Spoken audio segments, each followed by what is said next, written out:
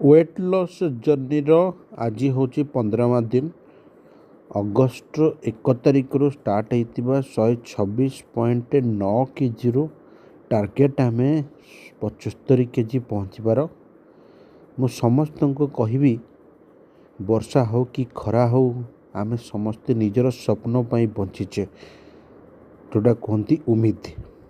Positive आशा रखिकी आम खटी चलीचे, मेहनत कर चलीचे। लास्ट 15 दिन में मु 5 ରୁ 7 केजी वेट एपट सेपट करी। समस्त को आउ गोटे कथा भी कहबी, जीरो बट्टा सोनाटा समस्ते देखा कथा।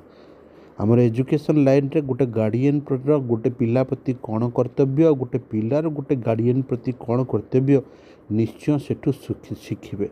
आजिकल सब सायरा मायरा सब जो मूवी जाऊँगी से टाइम वेस्ट न करी बहुत बढ़िया मूवी अच्छी जोटा सक्सेस होनी बट से शिक्षा बहुत अच्छी, जोटा जीरो बट्टा सोनाटा निश्चय जातु। सबू गार्डियन निज निज पिला मानकु नेकी देखंतु, यूट्यूब रे फ्री अवेलेबल। मु पेड प्रमोशन करूनी, बहुत जिनस शिखिबे।